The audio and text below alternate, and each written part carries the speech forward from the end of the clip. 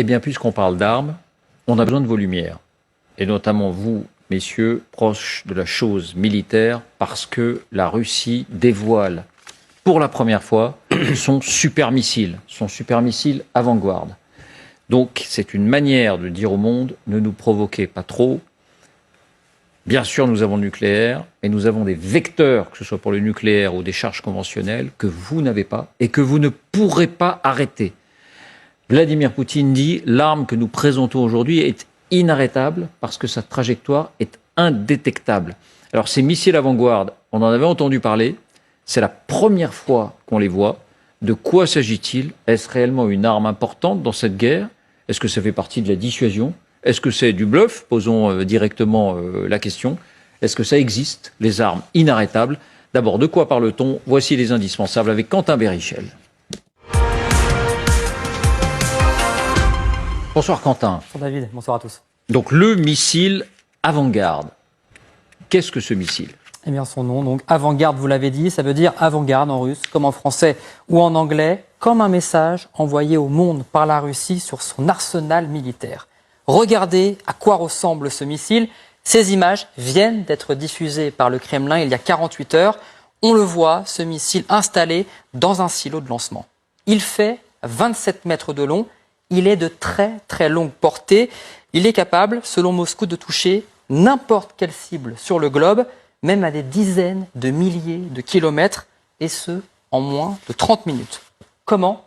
Grâce à sa vitesse hypersonique. 27 fois la vitesse du son, c'est-à-dire 33 000 km/h. C'est simple, aucun autre missile dans le monde ne va aussi vite, car l'innovation, elle se trouve également à l'intérieur de ce missile. Regardez plus précisément au niveau de sa tête, un deuxième missile s'y trouve. Cela ressemble à un planeur. On l'a modélisé car il n'existe aucune photo de ce missile diffusé par le Kremlin. Il fait 5 mètres de long, lui aussi est hypersonique. C'est ce deuxième missile qui transporte les charges explosives.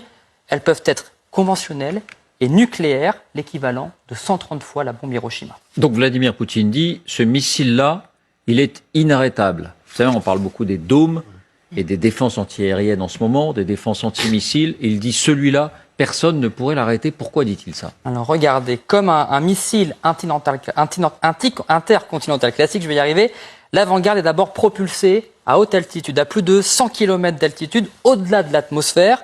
Ensuite, la tête du premier missile s'ouvre, regardez, libérant le deuxième missile chargé en tête nucléaire ou autre. Et c'est à ce moment-là que sa trajectoire devient imprévisible selon les Russes.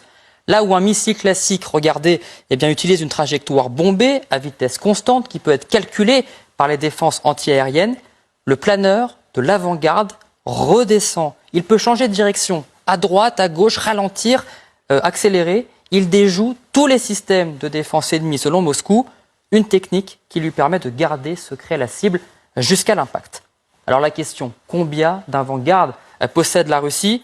Ce que l'on sait, c'est qu'en 2019, l'armée russe affirmait, sans preuve à l'appui, avoir installé un premier régiment de missiles équipé de l'avant-garde. En juin 2022, là encore, sans image pour le prouver, le ministère de la Défense russe annonçait un deuxième régiment équipé. Alors, opération de communication, on ne sait pas.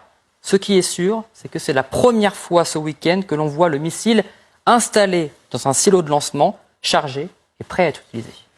Merci Quentin.